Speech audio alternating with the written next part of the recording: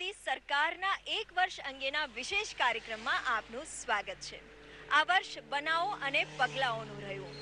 આ કાર્યક્રમ શ્રેણીમાં એનડીએ સરકાર અંગેનો લોકોનો અભિપ્રાય કેવો છે તે તો દર્શાવીશું જ, પણ તે પહેલા આપને 1 વર્ષ પહેલાના સમય અને પરિસ્થિતિમાં લઈ જઈએ, જેથી આપ પરિવર્તન અનુભવી શકો.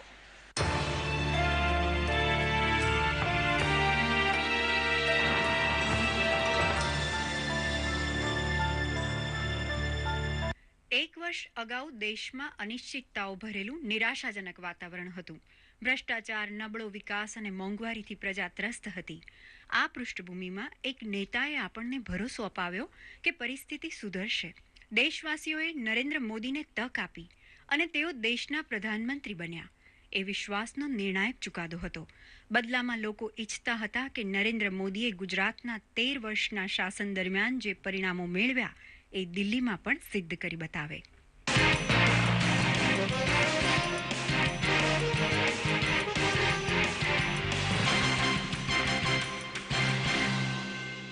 આજે 1 વર્ષ બાદ એ પ્રક્રિયાની શરૂઆત થઈ છે. લોકો પોતાના જીવનમાં વિધેયાત્મક પરિવર્તન અનુભવી રહ્યા છે. પેટ્રોલ અને ડીઝલ સસ્તા થયા છે અને જીવન જરૂરી ચીજ વસ્તુઓના ભાવ એકંદરે નિયંત્રણમાં છે. મોદી સરકારની 1 વર્ષની કામગીરી પ્રત્યે આમ આદમીથી માંડી દરેક ક્ષેત્રના ખાસ આદમી સુધીની જનતા જનાર્દનનો અભિપ્રાય જાણવા માટે દૂરદર્શનની ટીમે ગુજરાતના વિવિધ શહેરોનો પ્રવાસ ખેડ્યો છે. મોંઘવારી એકંદરે ઘટી છે તે વાતે સૌ સંમત છે. પેટ્રોલ ડીઝલના ઘટેલા ભાવથી સામાન્ય માણસને થોડી બચત પણ થઈ છે. पहले कांग्रेस की सरकार थी, उस टाइम पेट्रोल हर दाम बढ़ा है, कभी ऑलरेडी कभी एक भी पैसा नहीं घटा है. जब से अपने मोदी सरकार आई है उस टाइम से थोड़ा सेविंग हुआ है. पहले भी मैं जो भी भराता था 100 का भराता था, अभी मैं 100 का भरा रहा हूँ तो मेरा 1.5 दिन निकला है. पहले ऐसा था कि एक ही दिन में खत्म हो जाता था. ગઈ સાલ ઓગસ્ટથી અત્યાર સુધીમાં પેટ્રોલના ભાવમાં 11 વખત ઘટાડાને પગલે લીટર દીઠ કુલ 18 રૂપિયા ઘટ્યા છે, જ્યારે ભાવ મુક્તિ બાદ ડીઝલમાં 14 રૂપિયા ઘટ્યા છે. અલબત્ત સરકારે નવેમ્બરમાં એક્સાઇઝ ડ્યુટી વધારી દેતા જનતાને વાસ્તવિક ફાયદો અડધો જ થયો છે, છતાં લીટર દીઠ 7.5 રૂપિયા તો ઘટ્યા જ છે. मैं पहले 1500 रुपये का पेट्रोल पुराता था तो 19 लीटर आता था, अभी 24 लीटर आता है, तो फर्क तो पड़ेगा ही ना. ડીઝલનો ભાવ ઘટતા શાકભાજી સહિતની વસ્તુ સસ્તી થયેલી, પરંતુ છેલ્લા 2 મહિનામાં કમોસમી વરસાદની આફત ઠેર ઠેર ત્રાટકતા આ ફાયદો ધોવાઈ ગયો. डीजल पे पूरी इकोनॉमी चलती है और उसके सस्ते होने की वजह से बहुत सारी इंडस्ट्रीज़ को बूस्ट मिल रहा है और लोगों में भी जो कॉमन आदमी है उसमें भी काफ़ी प्रोत्साहन है वो फ्यूल यूज़ करने के लिए, और लोग उसको पॉजिटिवली ले रहे हैं, हर चीज़ के हिसाब से उसको पॉजिटिवली ले रहे हैं. પરંતુ જનતાનો મૂડ સરવાળે એવો માલુમ પડ્યો છે કે ગઈ સરકારની તુલનાએ મોદી સરકાર મોંઘવારી નાથવામાં સફળ તો રહી જ છે. બસ તેમને વિશ્વાસ છે કે અચ્છે દિનનું આગમન હવે હાથ વેંતમાં છે. દૂરદર્શન સમાચાર, અમદાવાદ. મોદી સરકાર માટે પ્રજામાં સ્વચ્છ છબી એ સૌથી મોટી મૂડી સમાન છે. દેશ વિદેશમાં સર્વત્ર એવો મત છવાયેલો છે કે સ્કેમ ઇન્ડિયાથી લઈને સ્કિલ ઇન્ડિયા તરફ ભારતનું પ્રયાણ સાચી દિશામાં છે. કડક ટાસ્ક માસ્ટર તરીકે જાણીતા પ્રધાનમંત્રી મોદીની ફડકને કારણે ભ્રષ્ટાચાર ઓછો થયો છે અથવા તો બંધ થયો છે. લોકપાલ હોય તો જ ભ્રષ્ટાચાર રોકાય તેવું નથી. ઈમાનદાર, આબરૂ ધરાવતો નેતા સ્વચ્છ વહીવટ માટે કડકાઈથી કામ લે તો જનતા પસંદ કરે જ છે. મોદી ઇફેક્ટ તો જુઓ. 1 વર્ષના શાસનમાં જનતા જાણે લોકપાલ તો ભૂલી જ ગઈ છે. મોદી સરકારના આવ્યા પછી વહીવટી ટ્રાન્સપરન્સી વધી છે, જેવી કે કોલગેટ અને સ્પેક્ટ્રમ હરાજી. આપ જોઈ શકો છો કે સ્પેક્ટ્રમ હરાજીથી અબજો રૂપિયા આપણને વધુ મળ્યા છે.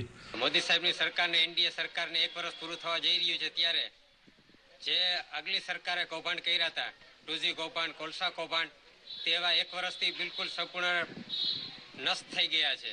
नरेंद्र मोदी वड़ा प्रधान में आने के बाद तो करप्शन बिल्कुल बंद हो गया है, पर आजू बाजू के देश होता है उसमें भी उसका संबंध बहुत बड़ा है. देश को तो फायदे है ही, उसका संबंध है तो देश के फायदा ही होता है. नरेंद्र मोदी वड़ा प्रधान आने के बाद को बहुत कंप्लेन भी कम हो गई है.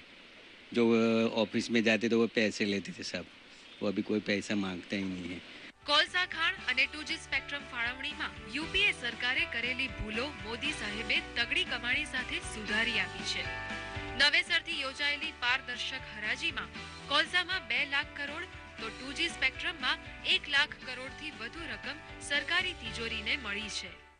2014 में नरेंद्र मोदी के नेतृत्व में भारतीय सरकार बनी और सरकार में सबसे बड़ा, सबसे पहला यदि निर्णायक कदम उठाया तो वही रहा कि इस मंत्री परिषद में कोई भी मंत्री या कोई होद्देदार भ्रष्टाचार से जुड़ा हुआ नहीं रहना चाहिए। और 1 साल का यदि हम लेखा जोखा करें तो मुझे लगता है कि सभी के सभी मिनिस्टर्स, सभी के सभी अफसर और सभी के सभी नेतागण, उन्होंने ये भ्रष्टता से दूर रहकर एक उत्तम उदाहरण पेश किया है. કુદરતી સંપત્તિ માટે જાહેર હરાજીનો નિષ્પક્ષ છતાં ફાયદેમંદ રસ્તો અપાવનાર મોદી સરકાર પ્રત્યે જનતા ખુશ છે. સરકારી ખરીદીમાં કરકસરનો દાખલો ખુદ પ્રધાનમંત્રીએ કેનેડામાં રજૂ કરેલો કે 300 રૂપિયામાં ખરીદાતો એલઈડી બલ્બ હવે માત્ર 80 રૂપિયામાં લેવાય છે. દૂરદર્શન સમાચાર, અમદાવાદ. પ્રજાની નાડ પારખવામાં પારંગત અને દૂરંદ્રષ્ટા એવા પ્રધાનમંત્રી મોદીનું શાસન શરૂઆતથી જ દેશવાસીઓને સુખદ તફાવતનો અહેસાસ કરાવતું રહ્યું છે. સબકા સાથ સબકા વિકાસ જેવો મોદી મંત્ર જનધન યોજના માટે સાર્થક સાબિત થયો છે. દેશની મૂડી સાચવતી બેન્કિંગ વ્યવસ્થા સાથે ગરીબોને જોડવાનો સમય આમ તો પાકી ગયો હતો, પરંતુ તે કહેવું જ પડશે કે શ્રી મોદીએ ગરીબોને જનધન સાથે સાંકળી લઈને જનમન પણ મોહી લીધું છે. નર્મદાના જંગલમાં અંતરિયાળ ગામે રહેતા આ કાશીભાઈ ગઈ સાલ સુધી બેંકનું પગથિયું સુદ્ધા નહોતા ચડ્યા તો ખાતેદાર હોવાની વાત ક્યાં કરવી. બેંક ખાતામાં જમા થાય તેવા બધા લાભથી તેઓ વંચિત હતા. આજે ખુમારીની મૂડી વડે બેંક ખાતું ખોલાવી કાશીભાઈ રૂપે કાર્ડ સૌ કોઈને હરખભેર બતાવતા ફરે છે.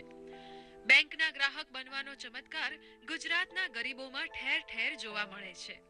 मैं पढ़ा लिखा नहीं हूँ, अंगूठा लगाता हूँ, खेती में मेहनत मजदूरी करता हूँ. मजदूरी मिलती थी वो कम मिलती थी. अभी मनरेगा का जॉब कार्ड मिला है.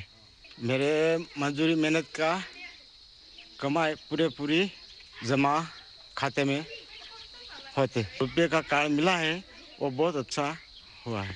मैं ITI में बनता हूँ. मुझे पैसे की ज़रूरत पड़ती है तो मेरे माता पिता मुझे खाते में जमा करते हैं, मेरे पैसे बैंक के खाते में. और मुझे ज़रूरत पड़ती है तो मुझे गांव नहीं आना पड़ता, मैं सीधे बैंक के खाते में से ले लेता हूँ. पहला पैसा घर में रखती थी, मारा पैसा खाता में जमा था, मारा पैसा चोरी ना થાય. કાર્ડ મેળના से बहुत फायदा था. પ્રધાનમંત્રી તરફથી તાકીદ મળતા દેશભરમાં ગરીબોના બેંક ખાતા ખોલવાની કામગીરી તડામાર ધોરણે ચાલી. ગુજરાતમાં ફેબ્રુઆરી દરમિયાન 53 લાખ નવા બેંક ખાતા ખુલ્યા હતા. બીજા શબ્દોમાં કહીએ તો દર 100 વ્યક્તિ દીઠ નવા 9 બેંક ખાતા ખુલ્યા હતા. ગરીબના ઘેર ઘેર જઈ બેંક કર્મચારીઓ તેમના ખાતા ખોલી આપતા હોય તેવી વિરલ ઘટના બની અને હજુ ચાલુ જ છે. हाँ, मुझे ये बताते हुए खुशी होती है कि ये बोरीद्रा जैसा गांव जो पिछड़ा हुआ गांव है, आदिवासी एरिया का पूरा 100% आदिवासी लोग हैं और यहाँ हमने हर एक व्यक्ति का अकाउंट खोला है.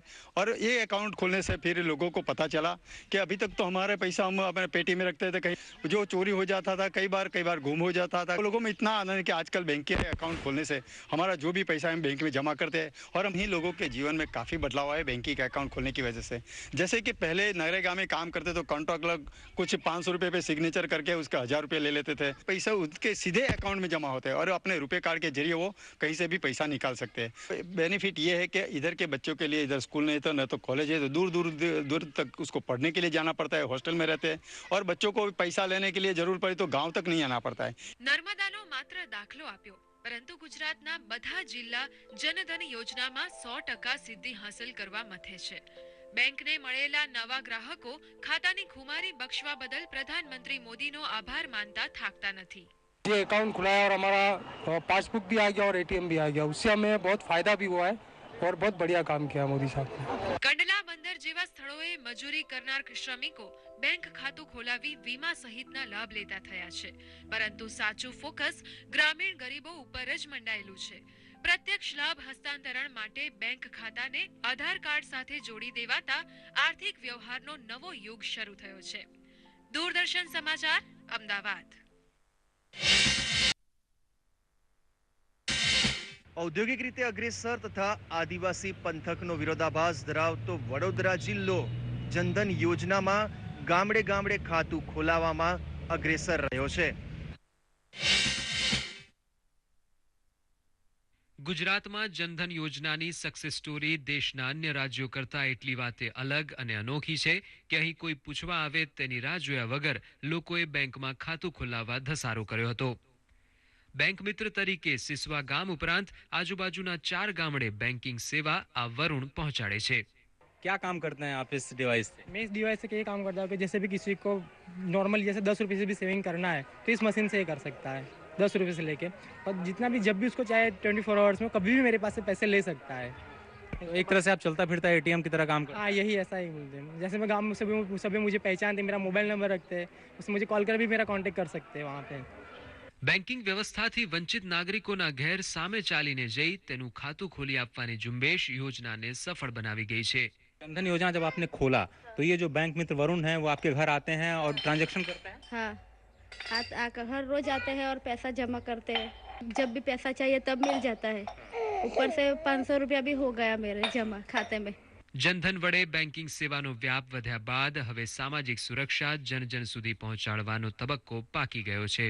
गांव में मतलब जो अपना छोटे लोग हैं तो उनको ज़्यादा वजन नहीं पड़ेगा इसका, और वो अभी हमारे बैंक मित्र से बात हुई तो वो शायद पूरे गांव को कवर कर लेगा इसमें. ખેડૂતો માટે જનધન યોજના ધિરાણનો ફાયદો આપનારી સાબિત થઈ છે. 4% વ્યાજે પાક ધિરાણ મળે છે તો મોર ક્રોપ પર ડ્રોપ હેઠળ ટપક સિંચાઈ માટે મળતી લોન વિશે તેઓ વાકેફ બન્યા છે. हमें बैंक से ड्रिप इरिगेशन के लिए हमें लोन लिया है और ये इरिगेशन से हमें केल और बटाका का क्रॉप करता है, और वड़ा प्रधान मोदी साहब से एक सपना किया है कि पर ड्रॉप मोर क्रॉप. वो मैंने वाजपेयी लोन लिया था, उनकी सहूलियत बहुत अच्छी थी इसलिए हमने लिया. ब्याज कम था, 20% सब्सिडी थी. નવા ખાતેદારો ઉમેરાતા બેંકમાં કામકાજ વધ્યું છે અને સામાજિક સુરક્ષા યોજનાની પોલિસીનું વેચાણ બેંકને નફો કરાવશે. 100% रुपए कार्ड इशू हो चुका है, 100% पासबुक इशू हो चुका है. अभी हम देख रहे हैं कि जो विलेजर्स हैं वो बैंक के साथ अटैच हो रहे हैं, वो बैंक के पास खुद आ रहे हैं. उनको लग रहा है कि ये जो स्कीम है वो रियली फ़ायदेमंद है, क्योंकि ये जो स्कीम है वो फाइनेंशियल सोशल सिक्योरिटी के तरफ जा रही है. अभी हम रिसेंटली हमने लॉन्च की हैं 3 बीमा स्कीम उसमें लॉन्च की है. विलेजर्स को भी लग रहा है कि ये बैंकों से अटैच होने में और ये खाता खोलने में उनका भी फायदा है और हमको भी लगता है कि बैंकों का भी फायदा है. બેલેન્સની ચિંતા વગર બેંક ખાતું ખોલી આપવાની સાદી વાત ગરીબોના આર્થિક સશક્તિકરણમાં પાયાનો પથ્થર સાબિત થઈ છે, જેને મોદી સરકારનો મહાચમત્કાર ગણવો રહ્યો. દૂરદર્શન સમાચાર, અમદાવાદ. સ્વચ્છ ભારત ઝુંબેશ હોય કે વિદેશમાં ભારતની બ્રાન્ડ વેલ્યુ ઊભી કરવાની જહેમત, વહીવટી કુનેના દર્શન દરેક તબક્કે થાય છે. અને એટલે જ તો દરેક જનમાનસમાં સ્વચ્છતા અભિયાન એ સ્વચ્છાગ્રહ બની ચૂક્યું છે. ભારતમાં ચોખ્ખાઈ પ્રત્યે વ્યાપક ઉદાસીનતા છે તેવું આપણે સૌ હંમેશા અનુભવતા હતા. રેલવે સ્ટેશન, એસટી સ્ટેશન, સડક, બાગ બગીચા અને ધાર્મિક સ્થળો પણ ગંદકીમાં બાકાત ન હતા અને હજુ પણ નથી. ગંદકી ગમતી નથી તો ચોખ્ખાઈનો ઉપાય પણ જડતો ન હતો. તેવામાં પ્રધાનમંત્રી મોદીએ ગાંધી જયંતિથી સ્વચ્છાગ્રહની આગેવાની લીધી અને ઠેર ઠેર ફેરફાર નજરે પડવા लाग्यो છે, તેમાં બેમત નથી. સ્વચ્છતા અભિયાનથી લોકોમાં ખૂબ જાગૃતિ આવી છે અને જે ગામડાઓ સુધી સ્વચ્છતા અભિયાન પહોંચી ગયું છે એ ખરેખર ધન્યવાદને પાત્ર છે. પણ જ્યારથી નરેન્દ્રભાઈએ ઝાડુ હાથમાં પકડી સ્વચ્છતા અભિયાન ચલાવ્યું છે ત્યારે દરેક વ્યક્તિને હવે એવું ગીલ પ્રાપ્ત થાય, ગીલ અનુભવે છે કે મારે પણ કચરો ગમે ત્યાં ના ફેંકતા કચરા પેટીમાં જ નાખવો જોઈએ. સ્વચ્છતાના પરમ આગ્રહી રહેલા ગાંધી બાપુને 150મી જન્મ જયંતિ પ્રસંગે ગંદકીને દેશવટો આપવા જેવી અંજલિ સૌથી મૂલ્યવાન ગણાશે. સ્વચ્છતા માટે જનતા ખુદ કામે લાગી ચૂકી છે તો નેતા, અભિનેતા, મહાન ખેલાડી, કોર્પોરેટ માંધાતા પણ સફાઈમાં હરખભેર જોડાયા છે. પ્રધાનમંત્રીએ જો લાલ કિલ્લા પર ચડીને ટોયલેટ માટે બોલવું પડે એ આખા દેશ માટે શરમજનક વાત છે. સંપૂર્ણ દેશ સ્વસ્થ થાય તો ભારત અખંડ થશે અને તો જ વિશ્વ સામે ટકી રહેવા માટે સક્ષમ બનશે. અલબત્ત હજુ ઘણા માને છે કે ગંદકીને પૂરેપૂરી તિલાંજલિ આપવી સંભવ નથી, માટે સરકારે વધુ પગલાં ભરવા જ પડશે. સત્યાગ્રહની તર્જ ઉપર સ્વચ્છાગ્રહ છેડનાર શ્રી મોદી પહેલા પ્રધાનમંત્રી છે, પરંતુ ઉમદા કામ ઉપાડી જનતાને તેમાં જોડવાની તેમની સૂઝ, કુને અને સમર્પણ ભાવ એટલા મજબૂત છે કે સફળતા સામે પગલે ચાલતી આવે. નેક પરિવર્તન માટે ઊભા થયેલા પ્રચંડ જનમતને સાચી દિશામાં વાળવો કેટલો જરૂરી હોય છે તે આપણે નિર્ભયા અને લોકપાલ ચળવળ વખતે જોયેલું. સ્વચ્છાગ્રહનો જુવાળ હવે તો ગંદકીની બાદબાકીમાં તબદીલ થવો રહ્યો. ગંદકીને જાહેર આરોગ્ય સાથે જોડી ગરીબોને માંદા નહીં પડવાની સમજણ આપવી પડશે. માથે મેલું ઉપાડવાની તથા અસ્પૃશ્યતા જેવા અનિષ્ટ આપોઆપ દૂર કરવાની શક્તિ પણ સ્વચ્છાગ્રહ ધરાવે છે. દૂરદર્શન સમાચાર, અમદાવાદ. ગુજરાત પોતાના પનોતા પુત્ર અને દેશના રાષ્ટ્રપિતા ગાંધી બાપુના સ્વપ્નો સાકાર કરવામાં હંમેશા અગ્રેસર રહ્યું છે. છેલ્લા 1 વર્ષમાં દેશમાં બંધાયેલા કુલ શૌચાલયો પૈકી ગુજરાતમાં જ 60% જેટલા શૌચાલયો બંધાયા છે. ગુજરાતના 2/3 શહેરોમાં ઘેર ઘેરથી ઘન કચરાનું એકત્રીકરણ કરવામાં આવે છે અને તેને ડમ્પ સાઇટ પર પહોંચાડવાની વ્યવસ્થા પણ કાર્યરત છે. મંગળ ગ્રહ સુધી પહોંચેલા ભારતમાં ખુલ્લામાં શૌચ કરવાની પ્રથા જેવા વિરોધાભાસ શરમ ઉપજાવે છે. રેલવેની સફર દરમિયાન બારી બાર શૌચ કતાર ઘણાએ જોઈ જ હશે. માં, બેન, દીકરીનો મલાજો જાળવવાની ચિંતા કરવી પડે તેવી સ્થિતિમાં ગુજરાતે અગ્રેસર બની ઘેર ઘેર શૌચાલયની ઝુંબેશ મિશન તરીકે આદરી છે. જે લાભાર્થીઓ છે લાભાર્થીઓને ફંડ આપી રહી છે. શહેરોની અંદર ટોયલેટ બનાવવા માટે 10,000 રૂપિયા અને ગામડાઓની અંદર ટોયલેટ બનાવવા માટે 8,000 રૂપિયા એમને આપે છે. હવે એક ઉમેરો આપણે એ કર્યો છે કે નરેગા યોજનાની અંદર પણ જો પોતાની જાતે પોતાનું મકાન કરે અને ટોયલેટ બાંધે તો નરેગા યોજના દ્વારા પણ એને 15,000 રૂપિયા વધારાના મળશે, જેથી કરીને એ પોતાનું ટોયલેટ પોતાની જાતે બાંધી શકે. ભારતે છેલ્લા 1 વર્ષમાં 2,70,000 શૌચાલય બાંધ્યા, તેમાં એકલા ગુજરાતનો આંકડો 1,65,000 જેટલો છે. 99,000 શૌચાલય સાથે મધ્યપ્રદેશ બીજા ક્રમે રહ્યું તો માત્ર 4700 શૌચાલય બાંધનાર કર્ણાટક ત્રીજા ક્રમે છે. સેનિટેશનમાં સામાજિક જવાબદારી અદા કરવા આગળ આવેલી ફાર્મા કંપનીએ ગોધરા નજીકના ગામે નમૂનેદાર કામ કર્યું છે. इंडिया गवर्नमेंट का जो एक प्रोजेक्ट है स्वच्छता अभियान, उस अभियान के अंतर्गत हम लोगों ने टॉयलेट का एक प्रोजेक्ट किया है जिसमें हाईटेक टॉयलेट जो पंचमहाल जिले के जो छोटे छोटे गांव है उसमें हमने 500 से ज़्यादा टॉयलेट डोनेट किए. શહેરોમાં ઘન કચરાનો વૈજ્ઞાનિક ઢબે નિકાલ કરવાની જરૂરિયાત પહેલેથી પારખી ચૂકેલા ગુજરાતે તેના 195 નાના શહેરો પૈકી 120માં કચરાનું એકત્રીકરણ અને પ્રોસેસિંગનું માળખું ગોઠવી દીધું છે. સુરત જેવા નમૂનેદાર શહેરમાં તો ખાનગી કંપનીઓને ઘન કચરા વ્યવસ્થાપનમાં સામેલ કરાઈ છે. હાલ સેનેટરી લેન્ડફિલ સેલમાં ડિસ્પોઝ કરવામાં આવે છે, પરંતુ સુરત મહાનગરપાલિકાએ આ ગાર્બેજમાંથી વીજળી બનાવવા અંગેના પાવર પ્લાન્ટ પ્રસ્થાપિત કરવાનું વર્ક ઓર્ડર આપેલ છે અને કામગીરી સ્થળ ઉપર શરૂ કરવાની તૈયારીમાં છે. તો કચરામાંથી કંચન પેદા કરવામાં સૂઝ પણ ગુજરાતે દાખવી છે. દૂરદર્શન સમાચાર, અમદાવાદ. યુવાનોમાં મોદી સરકારને લોકપ્રિય બનાવનાર છે મેક ઇન ઇન્ડિયા. નોકરી મળવાની આશા જેને કારણે યુવાનોમાં જન્મી છે તેવા મેક ઇન ઇન્ડિયાના અમલ કરવામાં ગુજરાત અગ્રેસર બન્યું છે. લઘુ ઉદ્યોગ ક્ષેત્રે મળેલી અદ્ભુત પ્રગતિનું નિમિત્ત બનેલો આ કાર્યક્રમ મોટા અર્થશાસ્ત્રીથી માંડીને સામાન્ય માણસ સુધીના સૌ કોઈનું મોદી સમર્થન મેળવી ચૂક્યો છે. મોટા કારખાનાઓ સ્થાપવા માટે જે રીતે ચક્રો ગતિમાન કરાયા છે તે જોતા લાગે છે કે સમગ્ર દેશ આ મોદીનોમિક્સ ઉપર આફરીન છે. વેપાર ધંધા માટે સાહસ ખેડવાનો ગુણ જેમના લોહીમાં છે તેવા ગુજરાતીઓમાં નોકરીનો ઇંતજાર છોડી નાના મોટા ધંધામાં હાથ અજમાવવાની નવી હોંશ જન્મી છે. નવા વેપારમાં ખેડાણ કરવાનો પ્રજાગુણ પારખી ચૂકેલા તત્કાલીન મુખ્યમંત્રી નરેન્દ્રભાઈએ લઘુ ઉદ્યોગને એટલું મહત્વ આપેલું કે 6 વર્ષ પહેલા દુનિયાભરમાં મંદી છવાયેલી હતી ત્યારે ગુજરાતે અનોખી ઔદ્યોગિક નીતિ વડે કારખાનાઓનો ગુણાકાર કરી બતાવેલો. और आदरणीय प्रधानमंत्री श्री नरेंद्र भाई ने 12 साल में मैन्युफैक्चरिंग को उन्होंने इंकरेज बहुत किया था. The reason is he believed कि job employment can be created through manufacturing sector और गुजरात के जो यूथ है उनको अगर स्किल्ड ट्रेनिंग दिया जाए तो they can produce the best of goods. જોઈ લો, પરિણામ નજર સામે જ છે. દેશમાં લઘુ અને મધ્યમ કદના ઔદ્યોગિક એકમોનો વૃદ્ધિ દર 19% છે. તેની સામે ગુજરાતની પ્રગતિ 85% એટલે કે 4.5 ગણી વધારે છે.